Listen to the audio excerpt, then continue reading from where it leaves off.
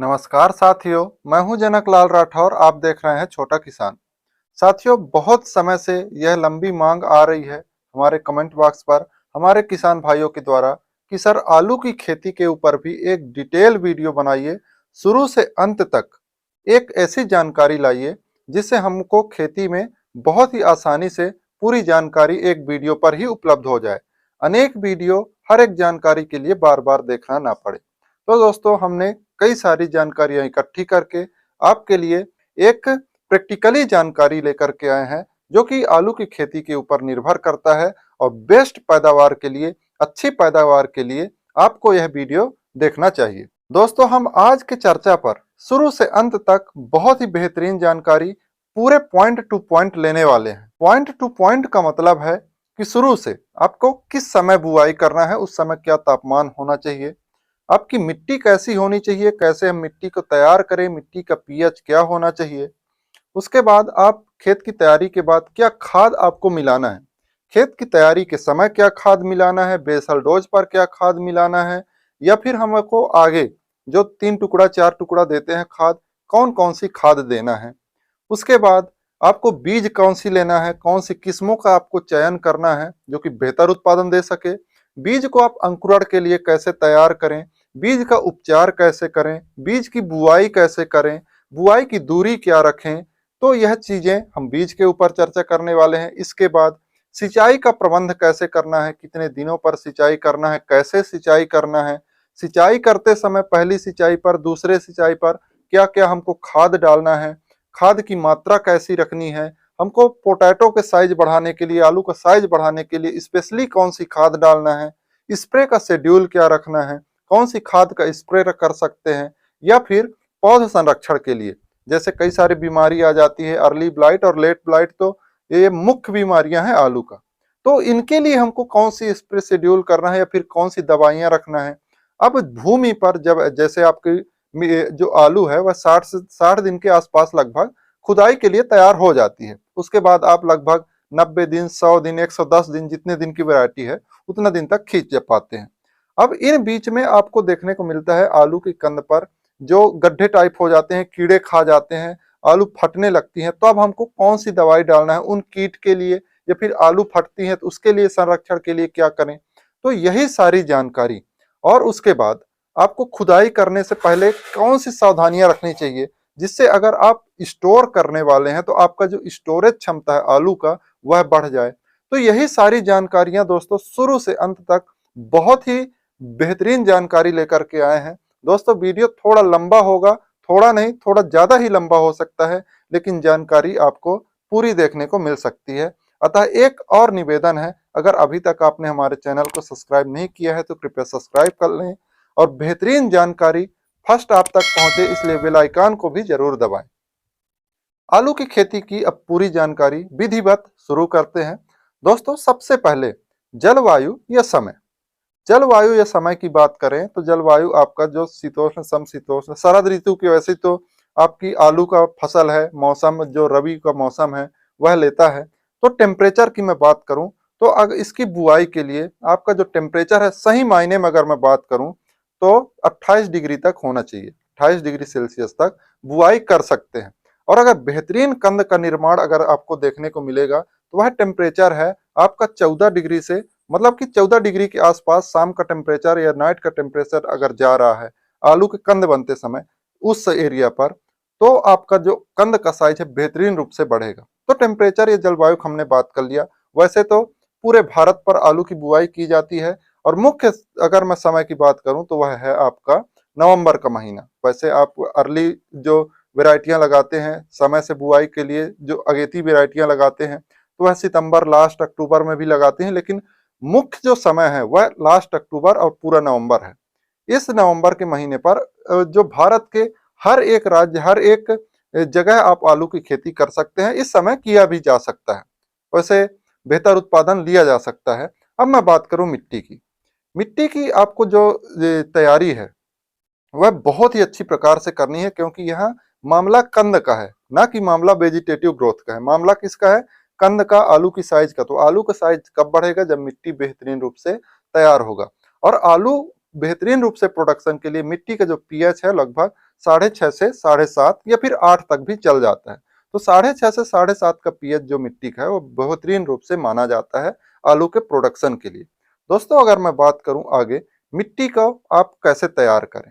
खेत की तैयारी हमेशा गहरी जुताई, आलू की खेती के लिए गहरी जुताई करवाना ना भूलें। इस पर कंजूसी बिल्कुल भी ना करें। अगर आपने उथली जुताई करवाई है, मिट्टी आपका हल्का टाइट हुआ है, तो आपका कंद का साइज बढ़ने को देखने को नहीं मिलेगा। तो प्रोडक्शन निर्भर करेगा। थोड़ा मेहनत करिए कि गहरी जुताई एक बार जरूर करवाएं, मिट्टी को बढ़िया भुरभुरी कराएं। इसके बाद खेत की तैयारी की बात हमने कर ली।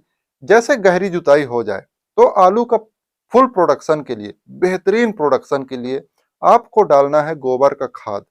और गोबर का खाद कहाँ मिले ये आपकी समस्या है।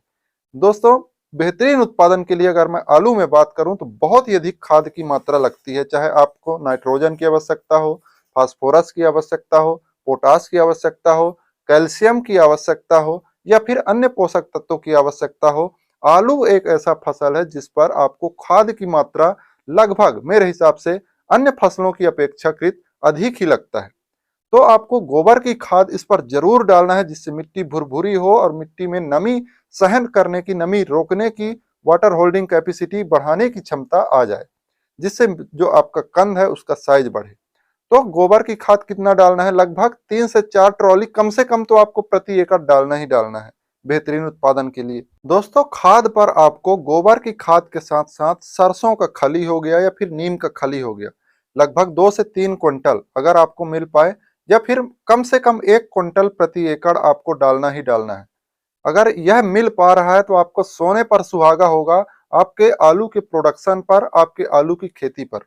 सरसों की खली या नीम की खली अगर आप डाल रहे हैं, नीम की खली मुख्य रूप से जो भूमि जनित कीट है उनके लिए काम करेगा, उसमें कई सारे पोषक तत्व भी होते हैं।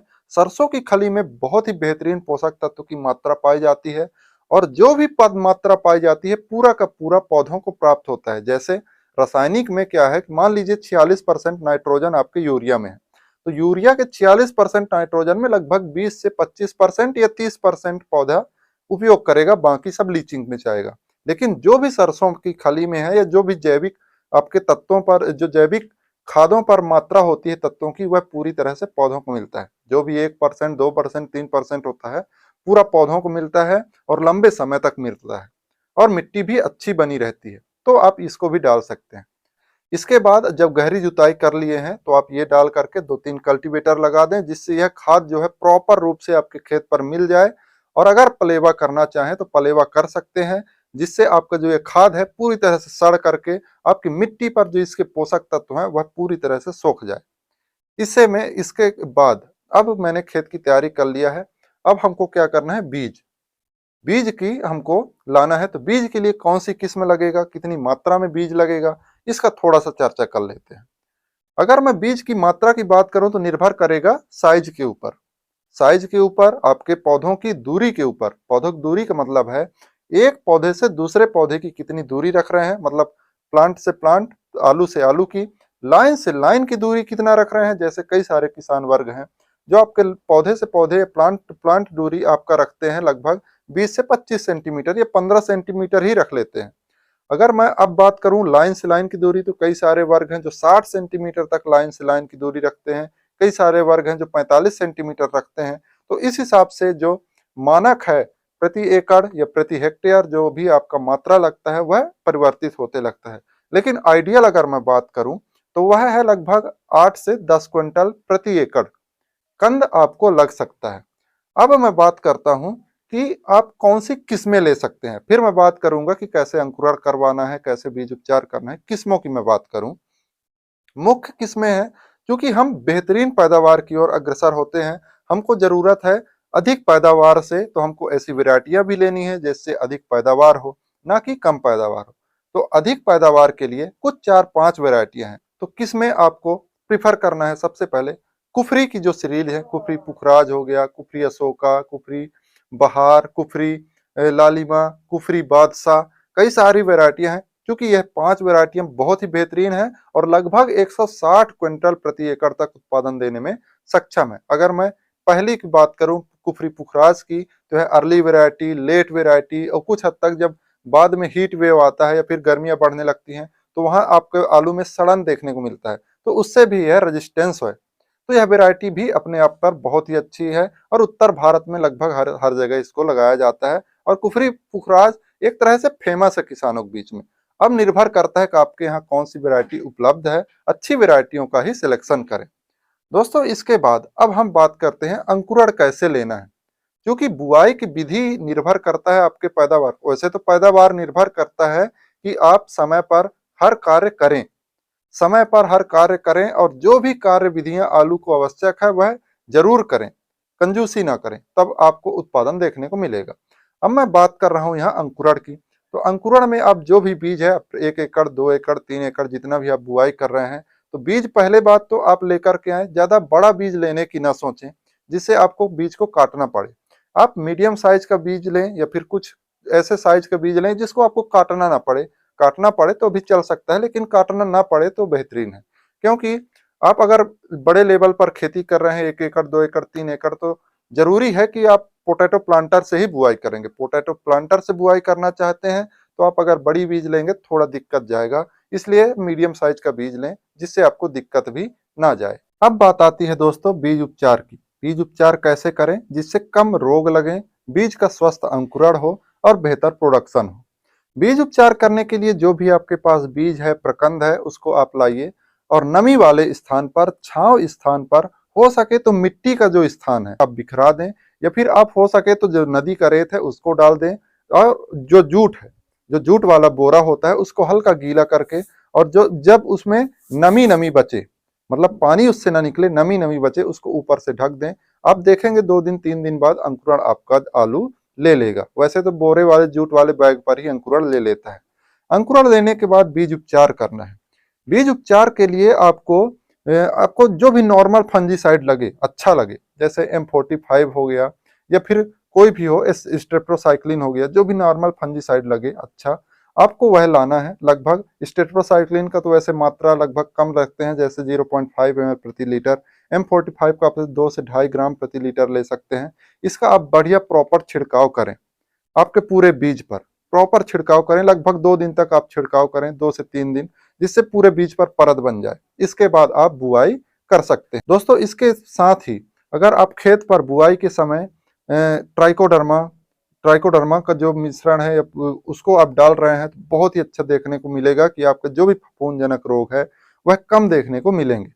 दोस्तों इसके साथ ही अगर आप राइजोबियम कल्चर या फिर आप माइकोराइजा का उपयोग कर रहे हैं, माइकोराइजा का अगर उपयोग कर रहे हैं तो बहुत ही अच्छा आपका जो पौधा पोषक तत्व अपटेक करेगा और पौधे का विकास होगा, आपके कंद की साइज बढ़ेगा। दोस्तों इसके साथ ही अब हम आगे बढ़ते हैं बीज उपचार के बाद बीज की बुआई की विधि की। बीज का बुआई हम कैसे करें, क्योंकि बीज का बुआई करने से पहले हम देखेंगे खाद, बेसल डोज में हमको क्या खाद देना है। हमने अभी खाद की बात नहीं किया है। खाद में हम बात करें बेसल डोज में, बेसल डोज में आपको जैसा कि मैं पहले ही बताया कि आलू की फसल बहुत ही अधिक खाद लेता है, अन्य की अपेक्षा लगभग 1.5 गुना। तो अन्य की अपेक्षा लगभग 1.5 गुना का मतलब है प्रति एकड़ लगभग आपको 70 से लेकर के 100 किलोग्राम तक DAP लग सकता है।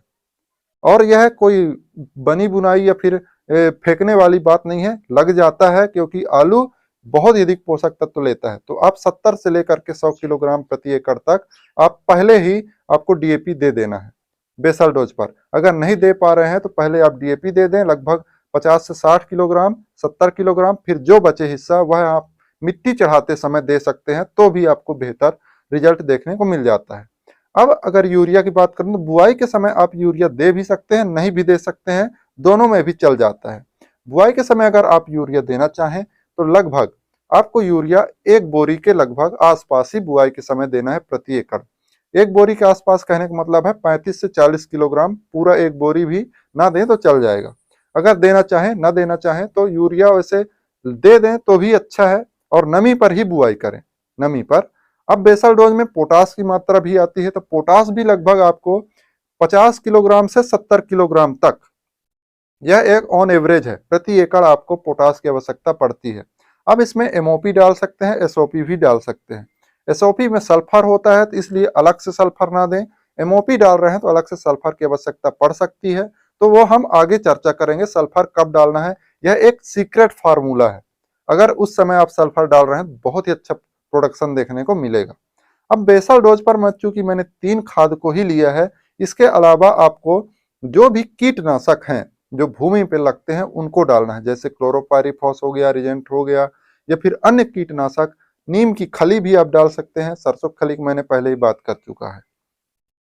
अब आपको जो सफेद लट लगते हैं भूमि पर, सफेद लट आपको पता होगा आलू की जो कंद है उनको खा जाते हैं, आपका आलू खराब कर देते हैं। उसके लिए आपको जैविक में ब्यूवेरिया बेसियाना फंगस आता है, मार्केट से जा करके लाके प्रति एकड़ 1 किलोग्राम के लगभग आपको उपयोग करना है। अगर राइजोबियम कल्चर का उपयोग कर रहे हैं तो भी आपको बहुत अच्छा रिजल्ट देखने को मिलेगा। माइकोराइजा का भी उपयोग कर रहे हैं तो बहुत अच्छा रिजल्ट देखने को मिलेगा। तो ये सारी चीजें खाद हैं। मुख्य खाद है एनपीके, जिसमें नाइट्रोजन, मैंने यूरिया को बताया कि 30 से 35 किलोग्राम के लगभग बुआई के समय। डीएपी जो इसमें फास्फोरस होता है, मैंने बताया कि लगभग 60 से लेकर के 100 किलोग्राम तक, ये 70 से लेकर के 100 किलोग्राम तक आप इस बीज पर उपयोग कर सकते हैं प्रति एकड़। एमओपी या एसओपी जो पोटास है उसको मैंने बताया कि लगभग आप 50 से लेकर के 70 किलोग्राम का प्रति एकड़ उपयोग कर सकते हैं। अब हमने आगे बढ़ना है बुआई की विधि पर। बुआई कैसे करना है? बुआई हमेशा मेड़ों पर करना है। मेड़ों पर जब बुआई करेंगे तो बेहतरीन रूप से आपको प्रोडक्शन देखने को मिलेगा। बुआई की दूरी की मैं बात करूं तो बुआई की दूरी आपको लाइन से लाइन की दूरी 45 सेंटीमीटर से कम नहीं रखना है। लगभग 45 सेंटीमीटर के आसपास लाइन से लाइन की दूरी पर ना करके रख सकते हैं। पौधे से पौधे की दूरी या कंद से कंद की दूरी लगभग आप 10 से 20 सेंटीमीटर के आसपास तक मेंटेन कर सकते हैं। वैसे 10 सेंटीमीटर बहुत कम हो जाता है, लगभग 20 सेंटीमीटर तक आप मेंटेन करके रखें तो बेहतर आपको उत्पादन या प्रोडक्शन देखने को मिलेगा। पर्याप्त रूप से दूरी भी आलू हो जाएगी, पर्याप्त रूप से पौधे को हर एक खाद या फिर कोई अन्य कंपटीशन देखने को नहीं मिलेगा। समय पर खरपतवार नियंत्रण करें। बुआई के बाद खरपतवार नियंत्रण के लिए एक चीज है खरपतवार नाशी। तो पेंडामिथलिन का आप 1 लीटर प्रति एकड़ के हिसाब से उपयोग कर सकते हैं। बुआई के तुरंत बाद आप बुआई करवाते जाएं, पीछे छिड़काव करवाते जाएं तो उचित रहता है। वैसे 2 दिन के अंदर अंदर आप उपयोग कर सकते हैं, 3 दिन के अंदर भी उपयोग कर सकते हैं। अब बुआई का जो मुख्य है उसमें एक सीक्रेट है दोस्तों कि बुआई हमेशा पर्याप्त नमी हो तभी करें। अगर आप बुआई करके तुरंत पानी दे रहे हैं तो आप यकीन मानिए कि थोड़ा आपका प्रकंद खराब होने की संभावना आ जाती है। चाहे आप कितना भी उपचारित किए हो, फंजीसाइड डाले हो, लेकिन कुछ कंद आपको खराब देखने को दिख सकते हैं। अब दोस्तों यहाँ पास हम बात कर रहे हैं गहराई की कि कितनी गहराई पर बीज को बुआई करना था। गहराई की बात करूं तो आप जब भी बीज बोएं उससे ऊपर लगभग 5 सेंटीमीटर की एक मिट्टी की लेयर आ जानी चाहिए, लगभग 5 सेंटीमीटर के आसपास, जिससे आपका जो कंद है पर्याप्त नमी पर हो और जो आपका अंकुरण है वह सूख ना पाए ऊपर के धूप की वजह से, और आपका अंकुरण बेहतरीन रूप से जमीन से बाहर आ जाए। अब गहराई के बाद सिंचाई की बात करते हैं कि हम बुआई तो कर लिए, अब क्या हमको सिंचाई का शेड्यूल अपनाना है।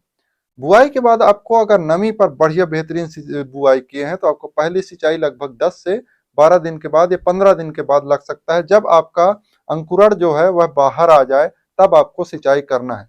सिंचाई देते समय एक चीज बेहतरीन रूप से ध्यान रखें और एकदम से गांठ बांध लें कि आप कभी भी मेड़ को डूबते सिंचाई ना करें। मेड़ का हाफ ही रहे पानी, इतना सिंचाई करें कि वाटर लेवल मेड़ के आधे से ऊपर नहीं आना चाहिए। जो आपका पौधा है, जो आलू है, वह सिर्फ नमी उसके अंदर जाना चाहिए, जिससे जो जड़ का विकास हो बेहतरीन रूप से हो। मिट्टी के ऊपर का लेयर है वह हवादार या भुरभुरा बनी रहनी चाहिए, जिससे प्रकंद आपका बढ़िया साइज ले और हर गांठ पर जो जड़ है उसके गांठ पर आपका जो प्रकंद है वह नया डेवलप हो। अब दोस्तों बात करें सिंचाई में कितने दिन की अंतराल पर करना है, तो देखिए यह निर्भर करता है मिट्टी के ऊपर। आपकी वहाँ की मिट्टी कैसी है, हल्की मिट्टी है, दोमट मिट्टी है और भारी मिट्टी है, कैसी मिट्टी है, तो वाटर होल्डिंग कैपेसिटी कैसी है, तब आपको निर्भर करेगा कि आप आवश्यकता अनुसार ही सिंचाई करें। वैसे तो 5 से 7 पानी आलू के खेती पर लग जाता है। इसके बाद हम बात करें कि प्रथम निराई गुड़ाई कब करना है, तो लगभग 20 से 25 दिन के बाद या 30 दिन के बाद आप प्रथम निराई गुड़ाई करें। उसी समय प्रथम खाद डालें, उसी समय आप निराई गुड़ाई करके मिट्टी चढ़ाएं। तो यह काम एक साथ होना है। जैसे निराई गुड़ाई करेंगे फिर आपका जो खाद है, जो प्रथम पानी जब उस समय जब पानी देंगे उस समय आपका जब जो खाद है वह खाद डालना है। खाद कौन सा है, तो वह है यूरिया।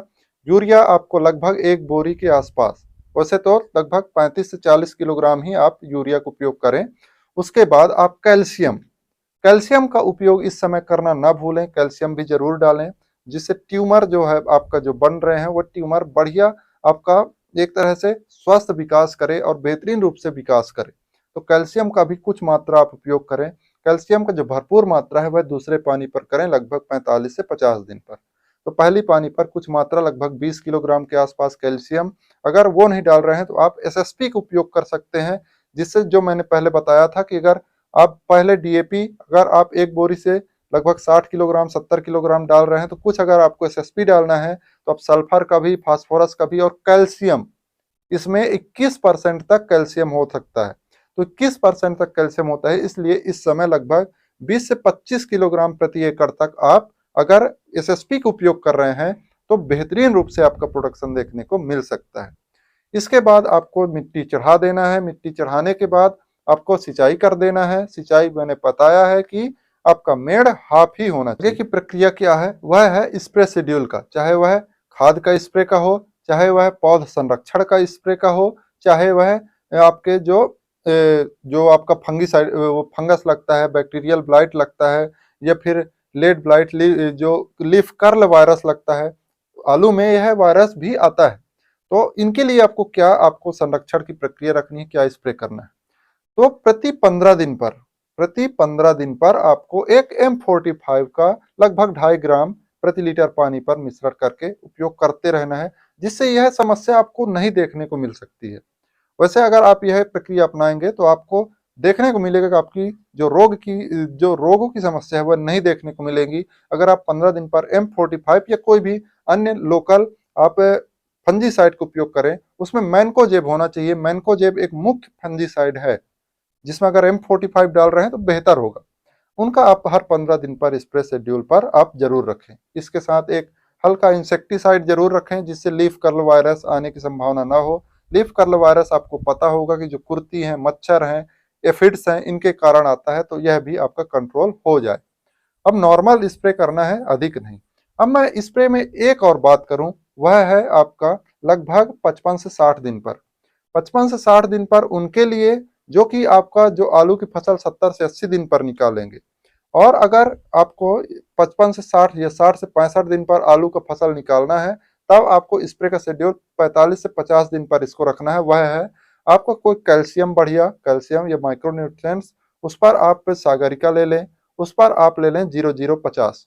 इनका आप बढ़िया कॉम्बिनेशन बनाएं।